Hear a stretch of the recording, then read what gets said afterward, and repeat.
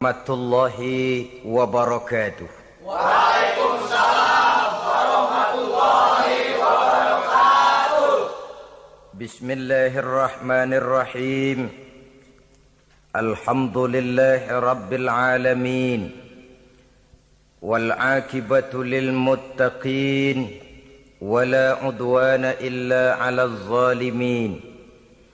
والصلاة والسلام على أشرف الأنبياء والمرسلين إمام المتقين سيد الغر المحجلين وعلى آله وأصحابه المجاهدين الطاهرين أما بعد. Saudara-saudara kaum muslimin rahimakumullah.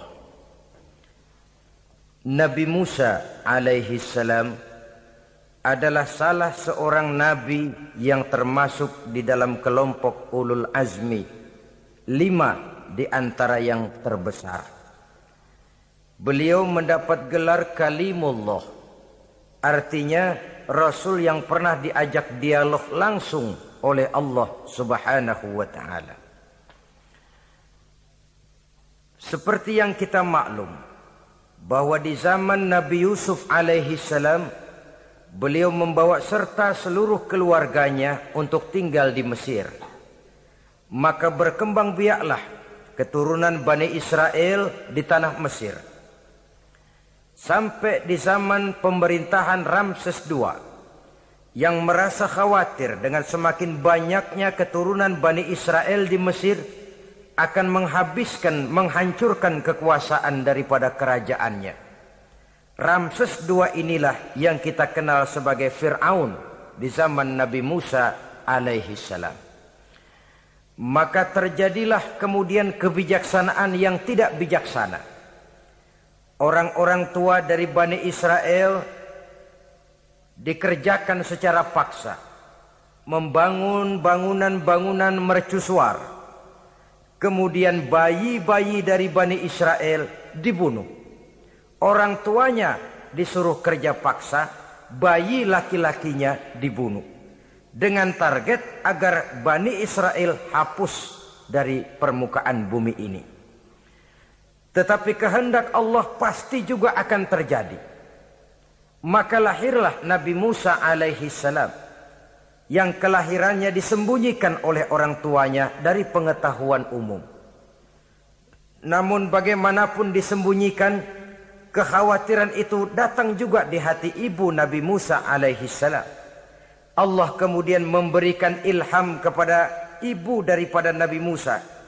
Masukkan anakmu ke dalam satu peti, hanyutkan di sungai Nil. Itu dilakukan oleh ibu Nabi Musa alaihi salam.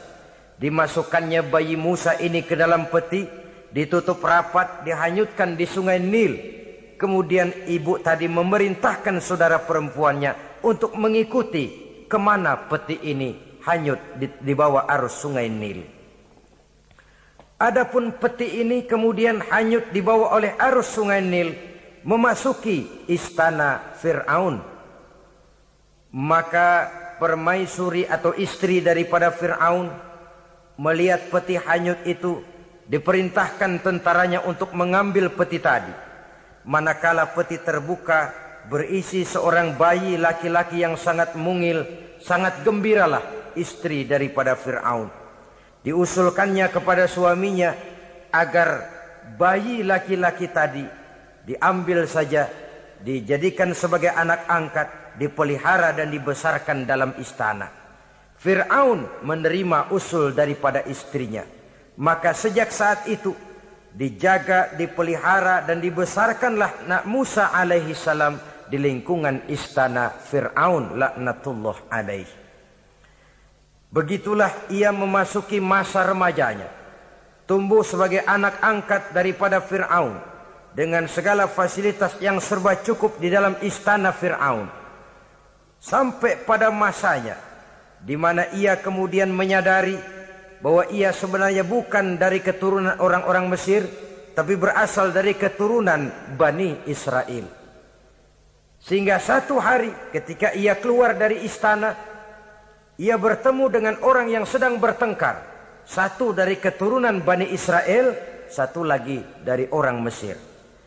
Musa membantu orang Israel ini melerai perkelahian, tapi kemudian Nabi Musa memukul orang Mesir tadi, dan memang hebat, sekali pukul mati. Saudara-saudara, tidak sengaja Nabi Musa itu hanya memukul, memberikan peringatan, tapi mati. Ini disembunyikan oleh Nabi Musa, tapi bagaimanapun disembunyikannya, akhirnya toh tahu. Apalagi Fir'aun sejak awal memang sudah mendapat firasat. Jangan-jangan inilah yang banyak diramalkan oleh dukun-dukunku, ahli nujum di istanaku, bahwa akan lahir seorang anak laki-laki dari keturunan Bani Israel yang akan menghancurkan kekuasaanku, memusnahkan kerajaanku. Jangan-jangan ini orangnya. Sejak hari pertama menemukan bayi Musa, Fir'aun sudah punya firasat ke arah itu. Tapi karena kalah oleh desakan istrinya, maka diterimalah Musa untuk dibesarkan di dalam lingkungan istana.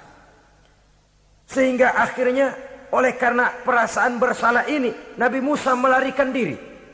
Melarikan diri dari istana Fir'aun. Setelah nyata-nyata bahwa dia memang keturunan Bani Israel.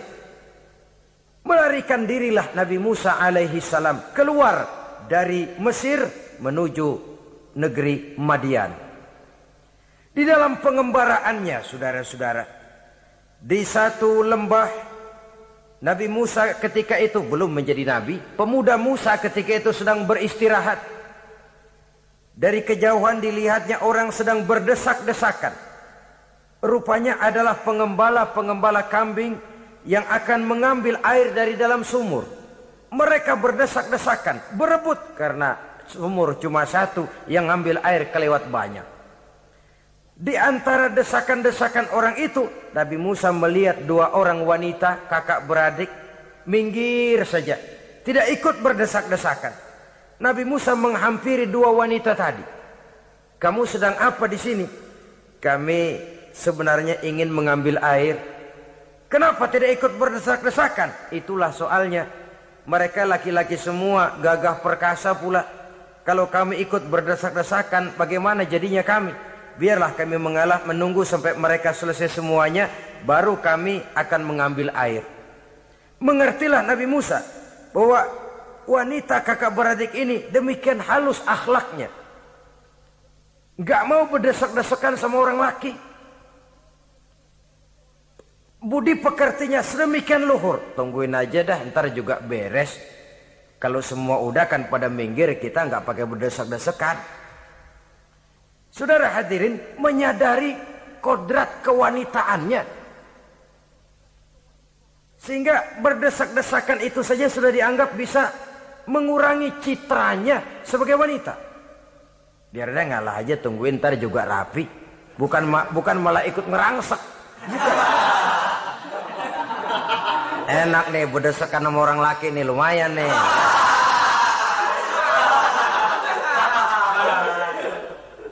Sepintas itu saja sudah cukup bagi Nabi Musa, pemuda Musa, untuk menilai akhlak daripada wanita itu tadi.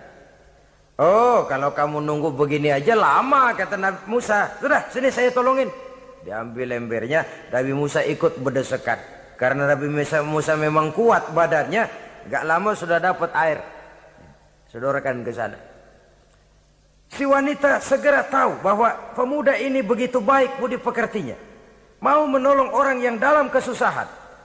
Akhirnya, bagaimana kalau kamu ikut saja ke rumah saya? Bapak saya sudah tua, senang hatinya kalau kamu ikut ke rumah, kenalan sama bapak saya. Ayolah, ayolah. Berangkatlah. Dalam perjalanan, si wanita ini berjalan duluan, Nabi Musa di belakang. Kemudian Nabi Musa bilang, sebentar, saya duluan, kamu belakangan. Kenapa rupanya? Angin nakal bertiup menghembus pakaian si wanita, sehingga memberikan gambaran yang agak jelas tentang warna, bentuk, postur badan si wanita itu tadi. Sekarang Musa yang menunjukkan budi pekerti yang luhur. Gak mentang-mentang ditiup angin, nah mumpung nih.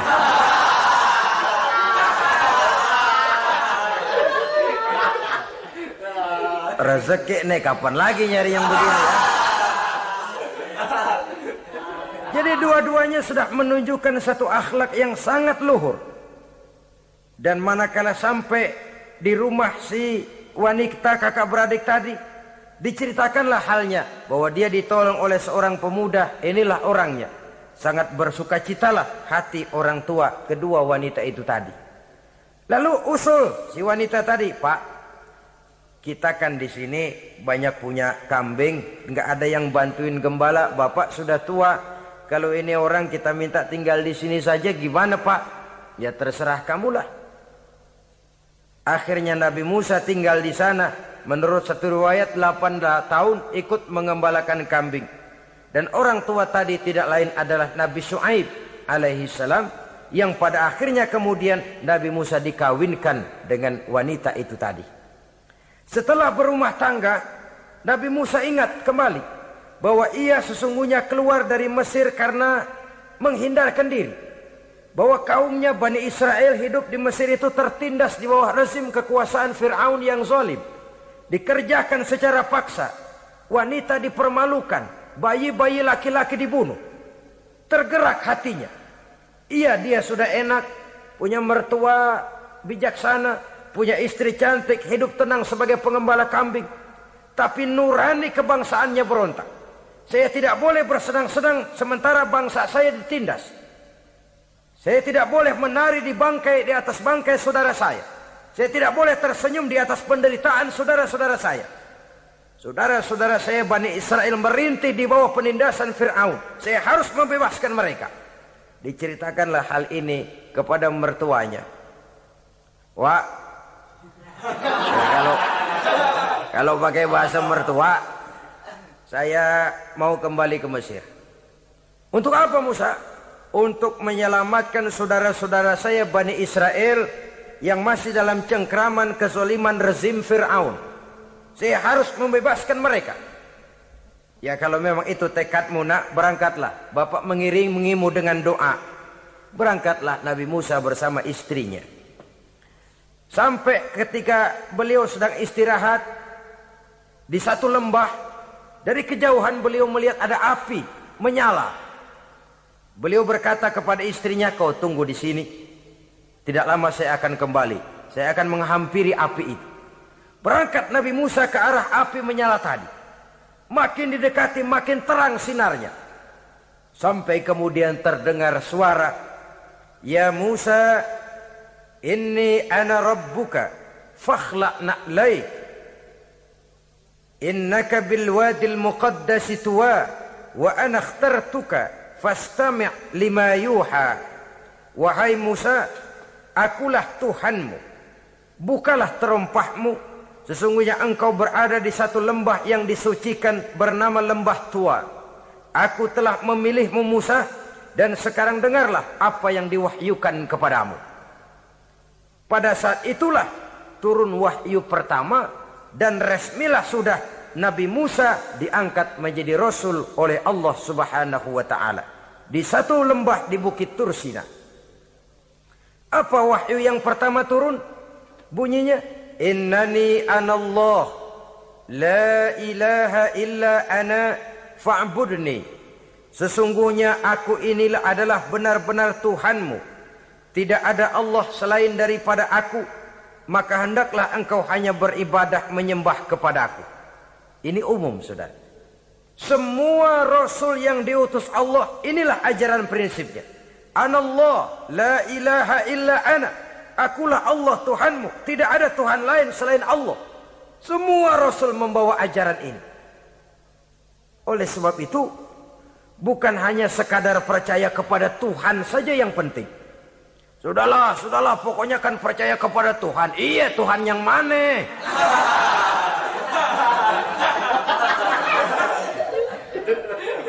Sebab kalau sekadar percaya kepada Tuhan, rasanya semua agama percaya kepada Tuhan. Begitulah orang Hindu percaya kepada Tuhan, tapi Tuhan menurut mereka Trimurti, Wisnu, Siwa, Brahma. Orang Buddha percaya kepada Tuhan, tapi Tuhan dalam pandangan mereka ada Tuhan kecil Hinayana, ada Tuhan besar Mahayana. Orang Majusi juga percaya kepada Tuhan, tapi Tuhan dalam pandangan mereka ada Tuhan kebaikan namanya Ahriman, ada Tuhan kejahatan namanya Ahura Mazda. Orang Nasrani juga percaya kepada Tuhan, tapi Tuhan kata mereka dalam bentuk Trinitas. Tuhan Anak, Tuhan Bapa, Ruhul Kudus. Ini semua Tuhan dalam pandangan mereka. Jadi kalau sekadar percaya kepada Tuhan, percaya kepada Tuhan, percaya kepada Tuhan, Tuhan yang mana? Itu yang prinsip. Itu yang prinsip. Sebab salah kita dalam mempercayai Tuhan, kita akan terjebak ke dalam penyakit. Kalau tidak kufur, syirik. Dan dua-dua itu bapak moyangnya dosa.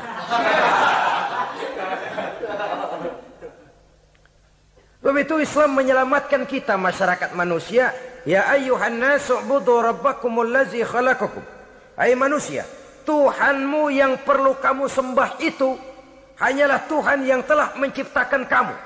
Dan itu tidak lain adalah Allah yang lam yalid wa lam yulad wa lam yakul lahu kufuwan ahad, yang laisa kamitslihi syai'un.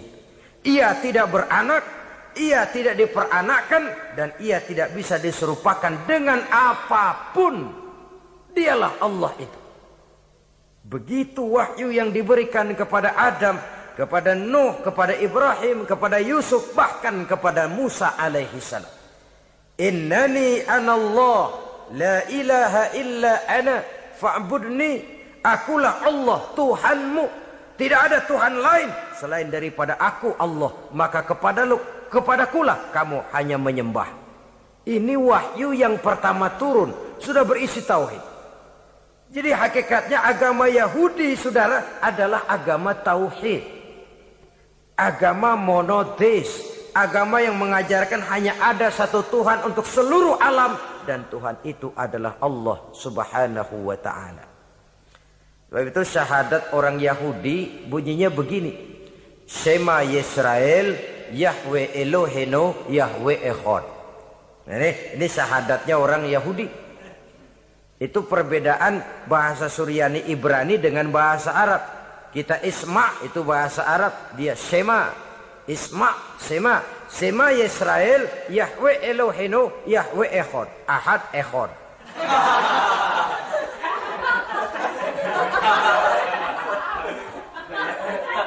Maksudnya jelas. Shema Yisrael, Yahweh Elohenu, Yahweh Echad. Dengarlah hai Israel, Tuhan kita ialah Tuhan yang Esa. Yahweh kata mereka, Tuhan kita ialah Tuhan yang Esa. Esa tunggal, tidak beranak, tidak diperanakan. Kalau masih beranak, masih diperanakan, jangan Esa disebut, sebab dia masih berbilang. Dan maha suci Allah daripada sifat berbilang. Jadi asas dari seluruh misi yang dibawa oleh Rasul yang 25 itu sama. Tauhid inti ajarannya. Setelah tauhid, wa aqimis sholata li zikri, dan dirikanlah solat untuk mengingat aku. Jadi solat pun diwajibkan kepada Nabi Musa. Cuma teknisnya yang berbeda. Bagaimana solat di zaman Nabi Musa, bagaimana solat di zaman Nabi Sulaiman, bagaimana solat di zaman Nabi Muhammad. Prinsipnya sama, solat. Teknisnya yang berbeda. Di zaman Nabi Sulaiman konon solat itu tidak pakai ruku, tidak pakai sujud, diri saja. Makanya Nabi Sulaiman itu menurut riwayat meninggalnya dalam posisi berdiri. Artinya apa? Dalam keadaan solat beliau itu. Bukan diri ngejedek kayak kita nungguin bus, bukan.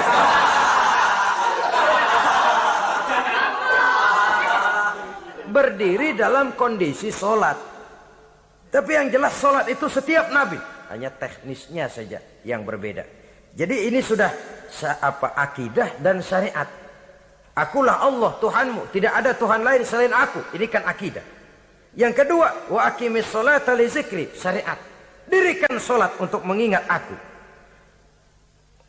Inna sa'ata atiyatun, sesungguhnya kiamat itu pasti akan datang. Ini juga sudah urusan beriman, percaya kepada yang gaib. Saudara-saudara kaum muslimin rahimakumullah. Setelah mendapat wahyu ini, turunlah perintah Allah kepada Nabi Musa. Apa kata Allah? Izhab ila fir'auna innahu tagha. Sekarang Musa, berangkatlah kamu menuju Fir'aun. Ia telah melampaui batas. Berangkatlah kamu ke sana Musa, hadapi Fir'aun, sampaikan dakwah ini, ia telah melampaui batas. Innahu tagha, ia telah berlebih-lebihan. Nah, saudara-saudara, jadi dua fungsi sudah.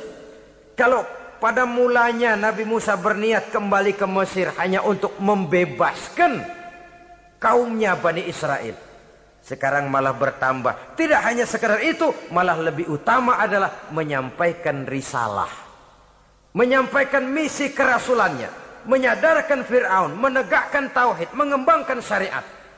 Bertambahlah tugas Nabi Musa sebagai pejuang bangsa, juga sebagai mujahid, pejuang agama. Pada mulanya sebagai pejuang bangsa tuh. Artinya Nabi Musa ini kembali kepada Fir'aun di Mesir, tujuannya tadi kan cuma untuk membebaskan Bani Israel kaumnya. Ini pejuang bangsa. Tapi di tengah jalan ia mendapat wahyu. Berangkat kau kepada Fir'aun, innahu tagha, ia telah melampaui batas. Sadarkan dirinya, canangkan tauhid, sampaikan syariat. Bertambahlah tugasnya. Lebih daripada sekedar pejuang bangsa, ia juga pejuang agama, pejuang tauhid. Dwi fungsi. Kadang-kadang ada pejuang agama tapi tidak pejuang bangsa. Kadang-kadang ada pejuang bangsa tapi tidak pejuang agama. Nah, saudara-saudara kaum muslimin rahimakumullah, idealnya ya kedua-duanya. Ya pejuang agama, ya pejuang bangsa juga. Mendapat tugas seperti ini, apa permohonan Nabi Musa alaihi salam? Beliau berkata, qala rabbi shrah li sadri wa yassir li amri wahlul 'uqdatam min lisani yafqahu qawli waj'al li waziran min ahli Haruna akhi usdud biha uzri. Ini permohonan Nabi Musa ketika dilantik menjadi rasul, diberikan tugas, berangkat kau ke Mesir, sampaikan risalah ini kepada Fir'aun karena ia telah melampaui batas.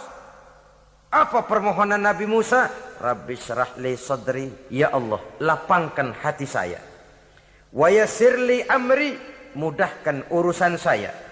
Wahlul 'uqdatam min lisani, buka kebekuan lidah saya.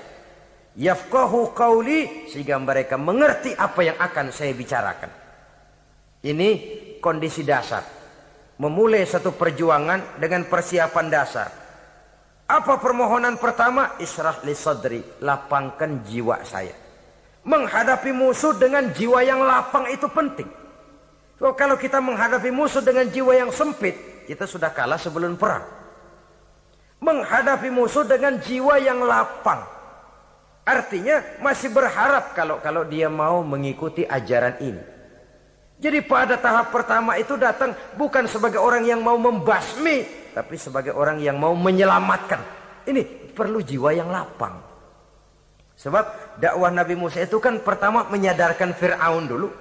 Nanti akan kita lihat setelah disadarkan dengan kata-kata, tidak kena juga dengan bukti berupa mukjizat. Masih bandel juga. Musa mohon supaya dikirim bencana. Masih nggak mempan juga, habis dah urusan. Jadi ada tahapan-tahapan sesuai dengan kemungkinan Fir'aun bisa menerima. Sama juga bayi itu kan kalau baru lahir ke dunia, brol, kasih susu emaknya dulu. Gedean dikit, bubur. Gedean lagi, nasi ulek dah. Udah gede betul, nasi. Udah gede banget, jengkol jijelin.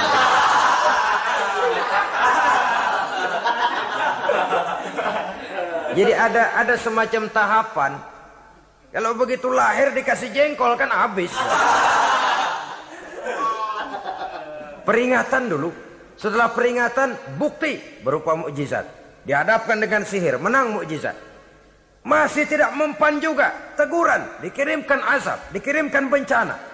Masih tidak mempan juga, sudah ditenggelamkan oleh Allah di Lautan Merah. Itu akan kita ceritakan kemudian nanti. Jadi apa yang diminta oleh Nabi Musa, ya Allah, lapangkan hati saya menghadapi Fir'aun ini. Fir'aun CS, Fir'aun, Haman, dan lain-lain. Dan jangan lupa Fir'aun itu cuma ya hakikat tapi juga simbol. Hakikatnya memang ada yang namanya Fir'aun itu. Simbol karena Fir'aun selalu berkembang. Di setiap zaman, di setiap tempat, Fir'aun selalu ada. Cuma liciknya Fir'aun ini kemana dia pindah, ke situ dia ganti nama. Orang sering lupa. Padahal isinya Fir'aun. Namanya bisa Hitler, namanya bisa Mussolini, namanya bisa Stalin. Tapi isinya Fir'aun. Kemana dia tinggal, di situ dia ganti nama. Simbol dari kekuasaan yang terlepas dari kontrol iman. Simbol dari kekuasaan yang menyebabkan orang lupa diri dan lupa daratan. Dan sebenarnya mah Fir'aun mulanya cuman raja tuh. Raja doangan dia. Cuman kelamaan jadi raja, kagak mau turun-turun. Akhirnya dia menganggap tidak ada yang lebih tinggi daripadanya. Apalagi ketika Nabi Musa datang mengajarkan ada Tuhan lain, yaitu ada Tuhan yang sebenarnya, yaitu Allah. Lah Fir'aun sampai kepada puncak kekurang ajarannya, memproklamirkan diri sebagai Tuhan. Ana rabbukumul a'la. Bukan karena kebodohannya sebenarnya, tapi karena gengsi kekuasaannya. Nah ini, gengsi kekuasaan ini sering menyebabkan orang overacting. Fir'aun bukan bodoh, bukan. Fir'aun bukan tidak tahu kalau Musa itu benar, tahu. Fir'aun bukan tidak ngerti kalau itu mukjizat, sihir kalah, tahu. Tapi gengsi kekuasaan. Gua kan raja, masa di depan rakyat tunduk sama Musa? Gengsi dong.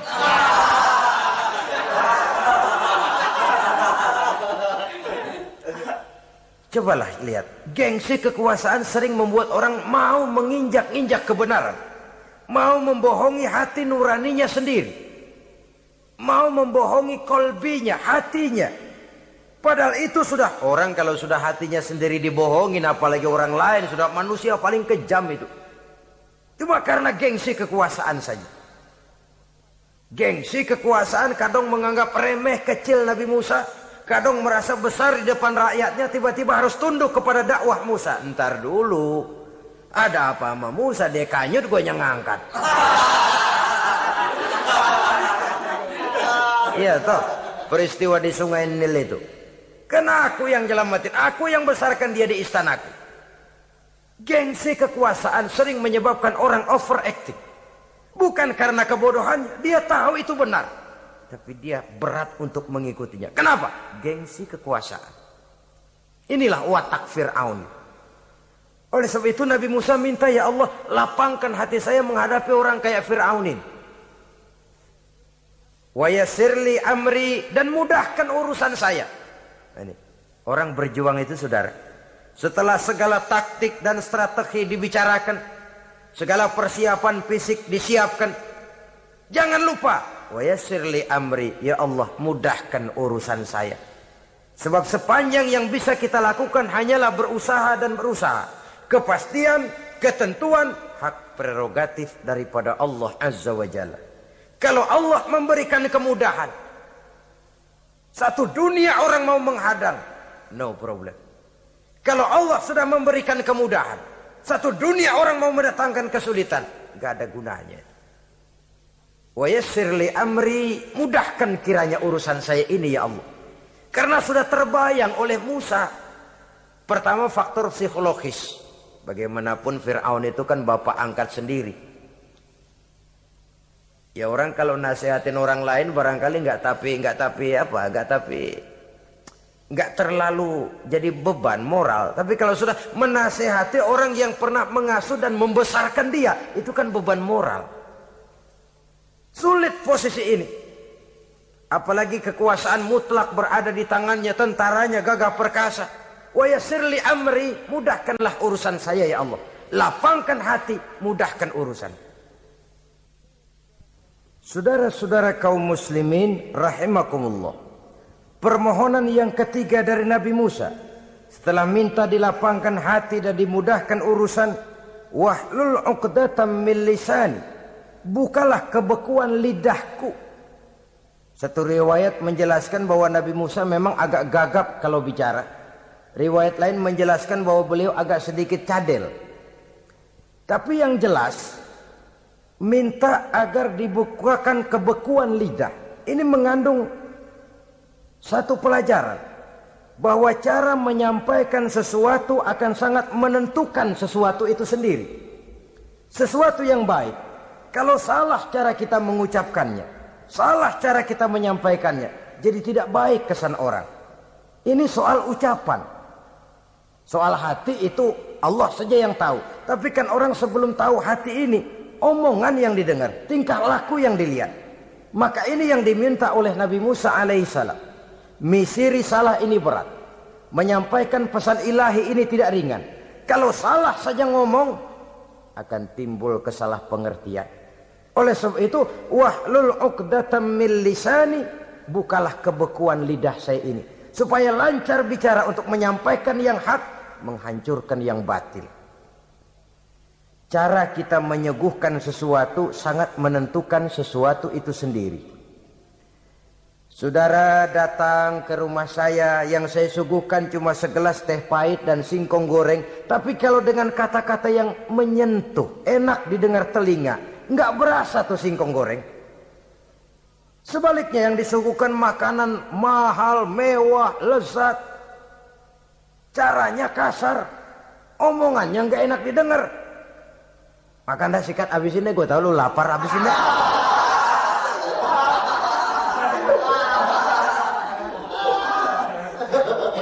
Rasanya biar lapar juga nahan juga gitu. Apa itu? Bukan makanannya yang tidak enak, bukan kita nggak doyan, bukan. Caranya itu loh, caranya. Nah, Islam ini agama yang baik. Kalau disampaikan dengan kata yang tidak baik, akan timbul, oh Islam kok gitu ya. Nah ini yang tidak diinginkan oleh Nabi Musa. Wahlul 'uqdatam min lisani. Kita begitulah dalam kehidupan ini, kadang mendengar satu ceramah bisa berurai air mata, bisa histeris, bisa gembira. Kenapa? Kepandaian orang menyampaikannya.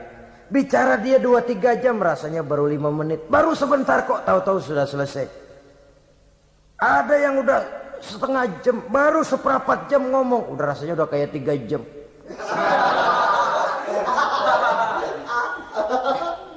Kita udah berbisikkan, udah dah. Wahlul 'uqdatam min lisani. Targetnya apa? Yafqahu qauli, agar mereka memahami. Tentu lawannya agar mereka tidak salah mengerti, agar mereka tidak salah paham. Sebab kalau misi ini diterima dengan salah paham, dakwah tidak nyambung.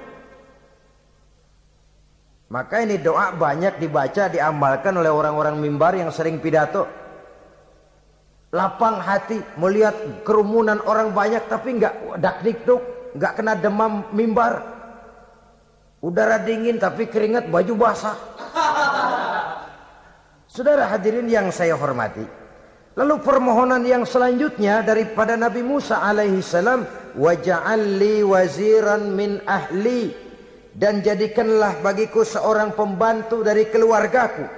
Siapa? Haruna akhi, dia tidak lain adalah saudaraku Harun. Usdud biha uzri, akan saya limpahkan kepadanya segala beban-beban yang saya derita. Artinya orang berjuang perlu teman, nggak bisa sendirian. Nggak, bagaimanapun hebatnya kita tetap memerlukan bantuan daripada orang lain. Sendiri memang lebih baik daripada berteman orang jahat. Tapi berdua lebih baik daripada sendiri. Bertiga lebih baik daripada berdua. Makin banyak, makin baik. Untuk satu persoalan yang besar, memerlukan kebersamaan. Begitulah Nabi Musa memberikan contoh. Saya tidak bisa berjuang sendiri. Saya minta dibantu oleh saudara saya Harun. Jadikan dia pembantu saya. Tempat saya membagi suka dan duka dalam perjuangan ini. Tempat saya bercerita, tempat saya mengeluh, tempat saya melarikan persoalan. Sebab beban hati itu akan berkurang kalau kita ada tempat kita bercerita.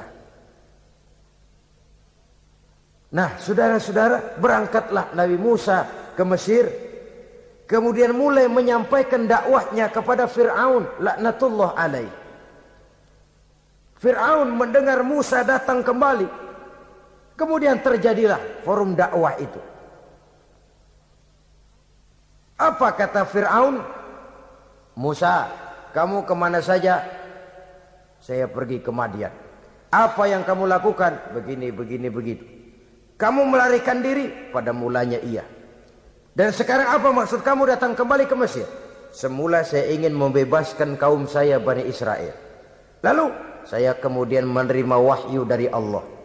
Ditugaskan, diperintahkan langsung oleh Allah, Sang Maha Komandan, untuk datang menemui Tuhan, menyadarkan Tuhan dari kesesatan selama ini. Siapa Allah itu Musa? Allah adalah Tuhan saya dan Tuhan juga dan Tuhan seluruh alam ini. Baru nih Musa. Saya baru dengar nih. Ada yang begini nih. Tuhanlah pakai nggak kelihatan. Tuhanlah cuma satu. Yang Tuhannya banyak aja masih kelaparan.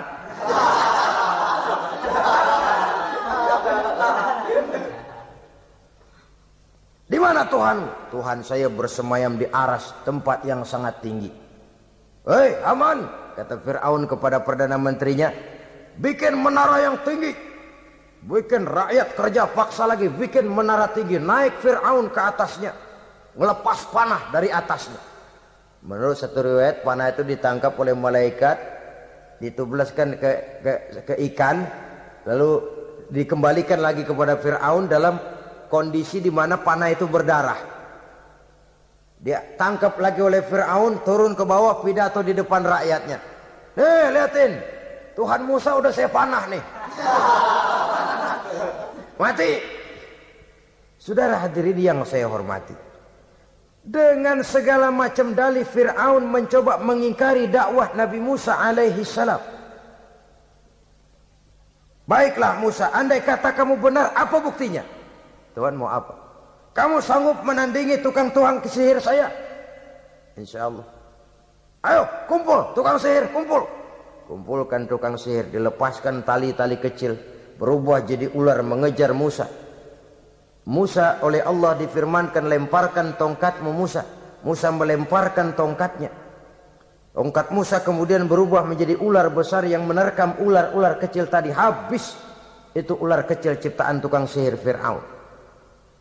Begitu hebat mukjizat yang diberikan Nabi Musa. Dan Fir'aun tahu itu mukjizat.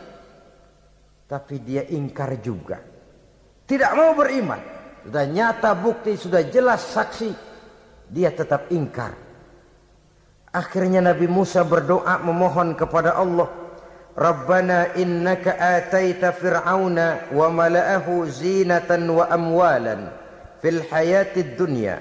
Wahai Allah, sungguh engkau telah memberikan kepada Fir'aun dan para pembesarnya zinatan, segala macam perhiasan, wa amwalan, dan segala macam harta benda, fil hayatid dunya, di dalam kehidupan dunia ini.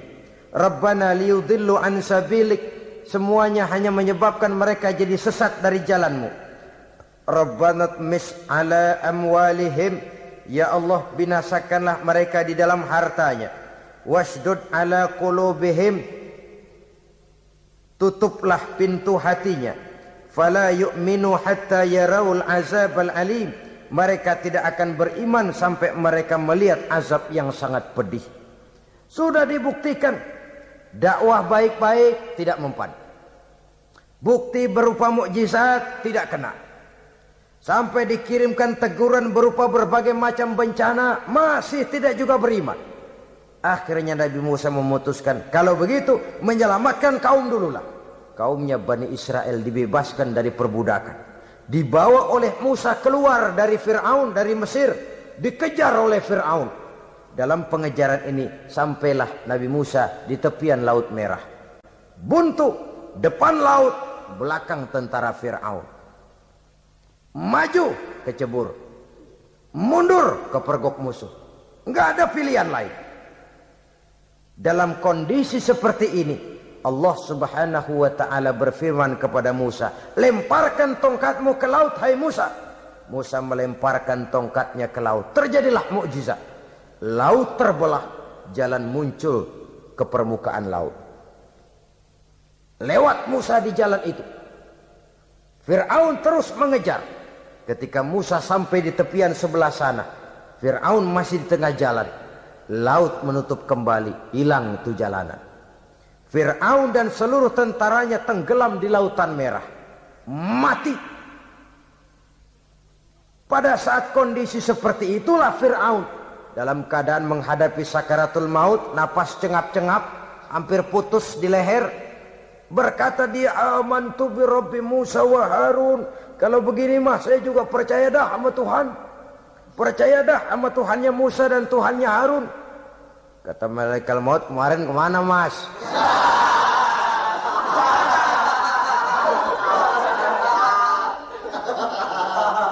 Sudah gini hari baru mau percaya, terlambat. Terlambat. Akhirnya Fir'aun mati. Mati, tapi badannya utuh. Allah berjanji, wa kadzalika nunajjika bi badanika litakuna liman khalfaka ayah. Kami selamatkan badanmu Fir'aun agar menjadi pelajaran bagi orang-orang sesudah kamu nanti. Fir'aun mati, tapi badannya selamat terdampar di tepi pantai. Oleh rakyat Mesir, wah ini raja kita nih. Raja kita, ketemu. Hidup, mati.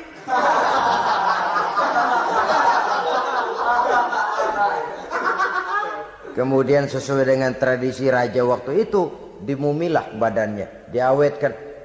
Sehingga sampai sekarang, jenazah atau jasad daripada Fir'aun ini masih tersimpan dengan baik di museum negara di Mesir itu.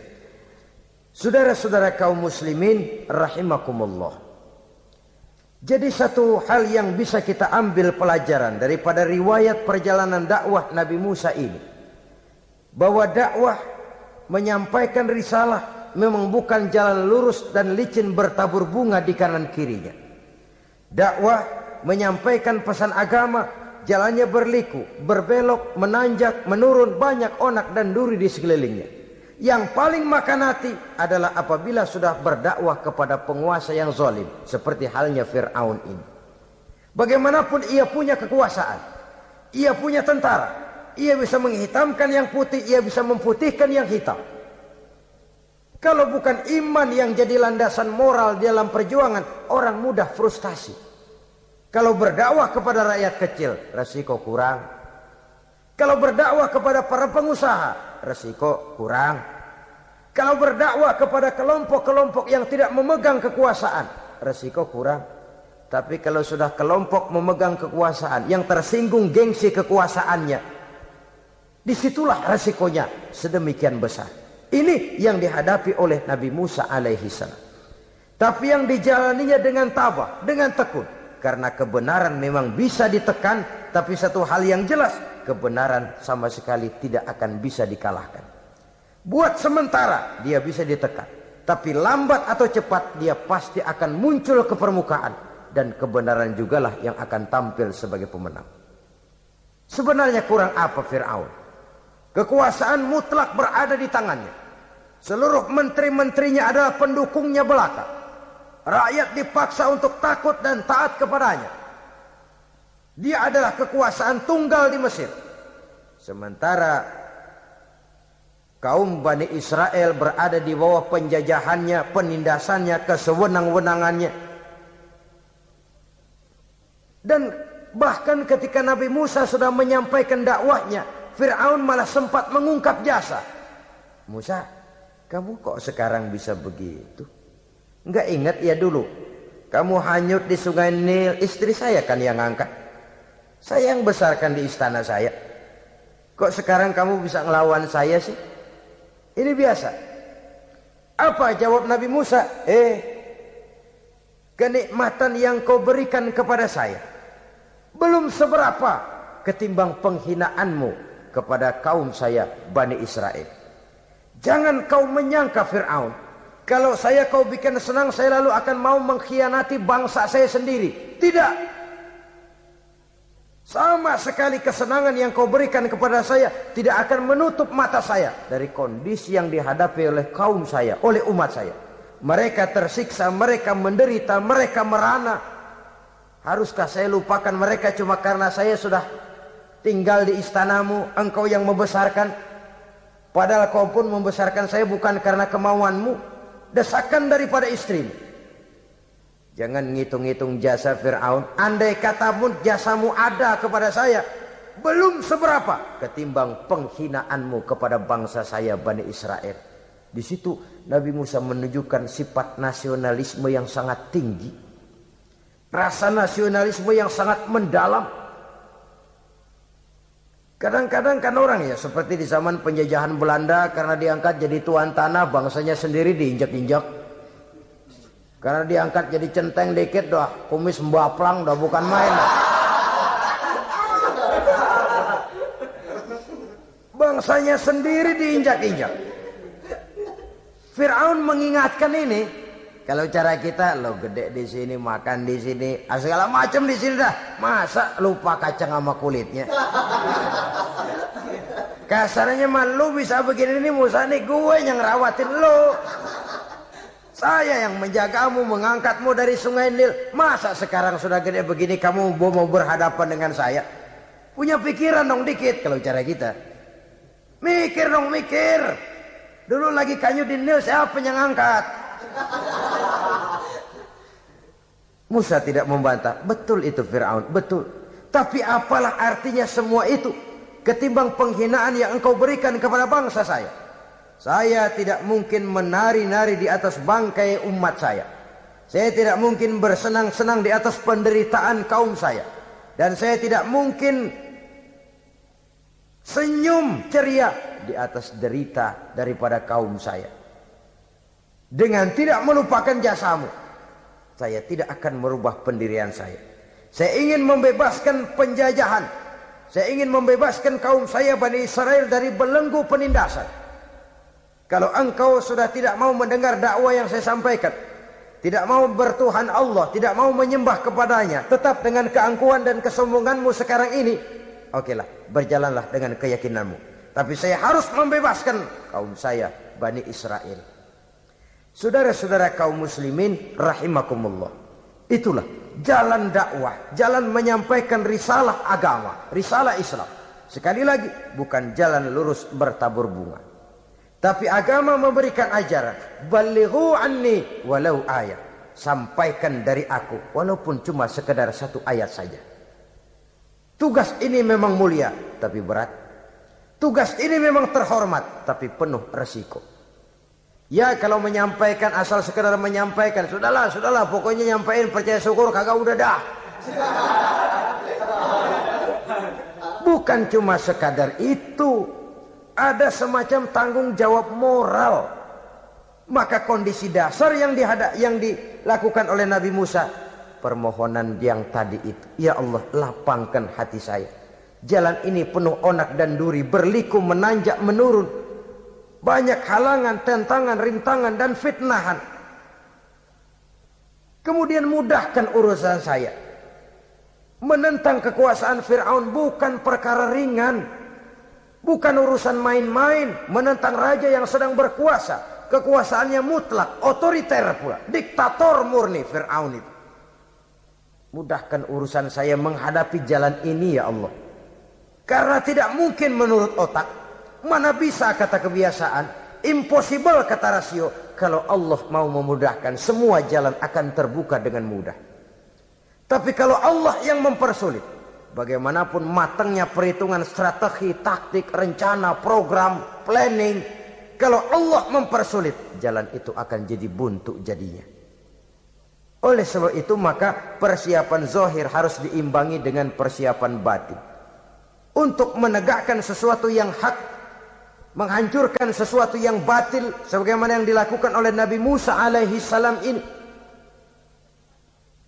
Dan segala macam tantangan dihadapi oleh Nabi Musa.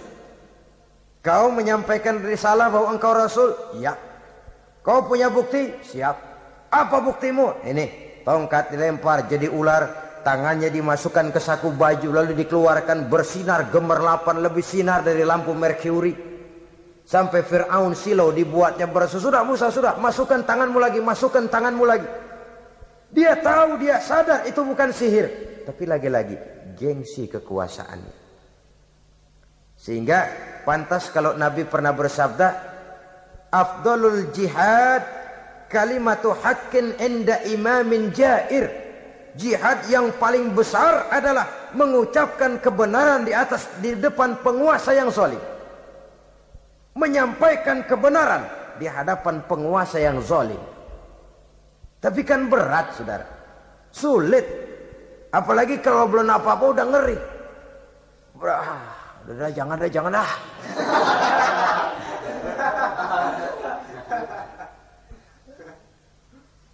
Itu sebabnya Ishrah li sadri, lapangkan hati saya. Saya tidak punya kepentingan apa-apa kecuali menyampaikan kebenaran. Kalau sudah ada kepentingan pribadi, itu yang sering jadi handicap. Itu yang sering jadi jurang pemisah antara kita dengan orang yang akan kita sampaikan kebenaran tadi.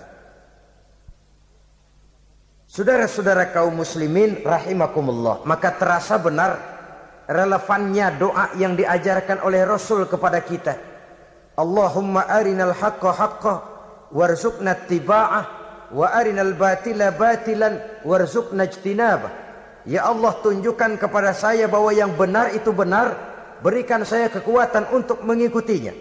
Ya Allah, tunjukkan kepada saya bahwa yang salah itu salah, berikan saya kekuatan menghindarinya.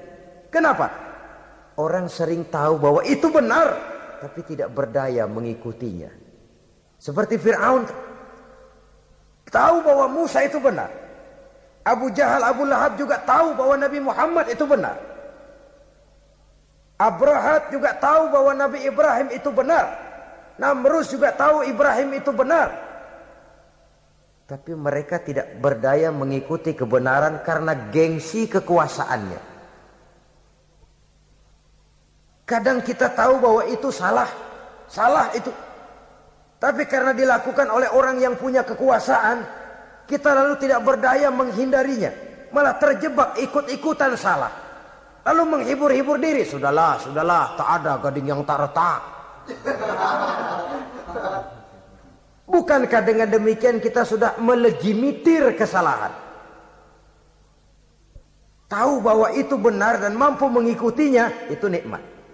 Tapi tahu itu benar namun tidak berdaya mengikutinya, itu mendatangkan siksaan batin. Tahu itu salah dan mampu menegur, itu nikmat. Tahu bahwa itu salah tapi larut ikut salah, nimbrung dalam kesalahan, itu mendatangkan tekanan batin. Jadi tahu kebenaran itu penting. Tapi terketuk hati mengikuti kebenaran itu jauh lebih penting. Semua kita tahu Islam itu benar. Tapi semua yang tahu Islam itu benar, maukah mengikuti ajaran Islam? Tidak. Semua orang tahu kalau judi itu batil. Hatta penjudi yang paling kakap pun mesti tahu kalau itu batil, itu tidak baik.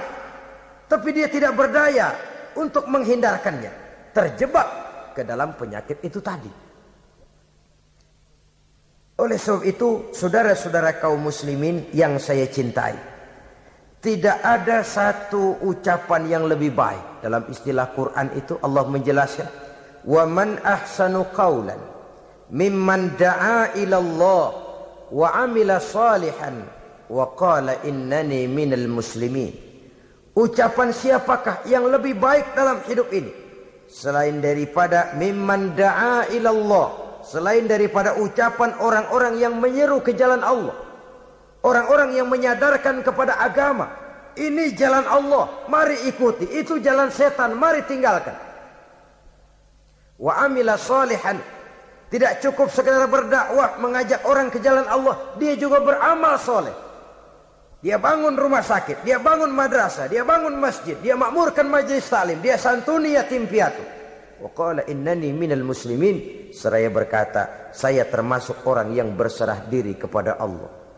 Da'a ila Allah wa amila salihan wa qala innani minal muslimin. Menyerukan manusia ke jalan Allah, beramal soleh, dakwah bil hal kata orang sekarang. Kemudian mereka pada akhirnya berkata, kami adalah sekelompok orang-orang yang sudah berserah diri kepada Allah. Segalanya diserahkan kepada Allah. Lahirlah kedamaian rohani, ketegaran pribadi, ketentraman batin di dalam dia melaksanakan tugasnya. Kalau tidak, maka nanti ya tuh orang kan gua ajak baik-baik nyuruh sembahyang, ngapa gua dimusuhin? Dipikirin, kurus dah. ampek gaya dah. Makan hati. Soal orang mau beriman atau tidak itu bukan urusan kita. Tugas kita hanya sekedar penyampai. Tugas Rasul hanya sekedar penyampai. Kalau dakwah sudah disampaikan, metode sudah disusun, pendekatan sudah baik, tapi orang tidak mau beriman, Allahumma inni qad ballaghtu, ya Allah sudah saya sampaikan, ya Allah sudah saya peringatkan, ya Allah sudah saya sampaikan, ya Allah sudah saya tegur. Kalau toh tetap begitu juga, sudah saya sampaikan ya Allah. Di sana kelapangan lalu tumbuh. Jadi dengan kata lain, kita hanya berusaha, hidayah adalah di tangan Allah. Oleh sebab itu, kita ini termasuk yang bersyukur telah mendapat limpahan hidayah ini. Kalau kita lihat Fir'aun CS termasuk Haman, Perdana Menterinya, dan seluruh bala tentaranya, kurang apa? Mereka lihat mukjizat. Mereka saksikan kebesaran Allah. Di dunia juga mereka sudah dikirim bencana, teguran kepada mereka, entah tidak juga beriman. Dan strategi Nabi Musa mula-mula dialog, diajak ngomong, diajak bicara, diajak mikir, tukar pikiran. Allah itu begini-begini, oh tidak bisa, iya begini-begitu. Masih tidak percaya juga, dibuktikan mukjizat, tongkat jadi ular, tangan bisa mengeluarkan sinar. Masih ingkar juga, keluar doanya nih, doa yang ada dalam surah Yunus ayat 88-89. Rabbana tmis ala amwalihim, ya Allah cukup dah. Seruan sudah disampaikan, peringatan sudah diberikan, mukjizat sudah mereka lihat, tapi enggak juga mau beriman. Buresin aja harta bendanya dah. Habisin dah. Dikasih perhiasan kehidupan dunia. Innaka ataita fir'auna wa mala'ahu zinatan wa amwalan. Dikasih harta, kesenangan dunia, bikin sesat. Habisin aja dah. Wasdud ala qulubihim, hatinya empat dah. Udah dipatri, udah enggak mempan apa-apa. Sudahlah ya Allah. Wala yu'minu hatta yaraul azabal alim. Rasanya mereka memang enggak bakalan mau beriman kalau belum melihat azab yang sangat pedih. Dan memang setelah timbul tenggelam, napas mau sekarat, baru beriman. Terlambatlah sudah. Nah, saudara-saudara kaum muslimin rahimakumullah, bagaimana akhir daripada perjalanan Nabi Musa ini, insya Allah akan kita bicarakan pada pertemuan berikutnya. Terima kasih atas perhatian saudara. Mohon maaf atas segala kekurangan. Wassalamualaikum warahmatullahi wabarakatuh. Waalaikumsalam warahmatullahi wabarakatuh.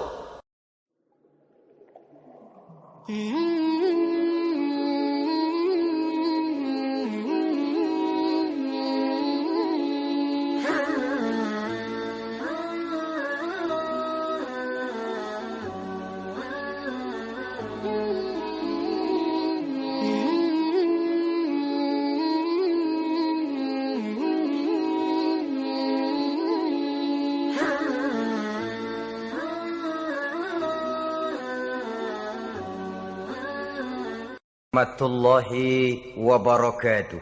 Waalaikumsalam warahmatullahi wabarakatuh. Bismillahirrahmanirrahim. Alhamdulillahi rabbil alamin. Wal akibatu lil muttaqin. Wala udwana illa 'alal zalimin. والصلاة والسلام على أشرف الأنبياء والمرسلين إمام المتقين سيد الغر المحجلين وعلى آله وأصحابه المجاهدين الطاهرين أما بعد. Saudara-saudara kaum muslimin rahimakumullah, Nabi Musa alaihi salam adalah salah seorang nabi yang termasuk di dalam kelompok ulul azmi, 5 di antara yang terbesar.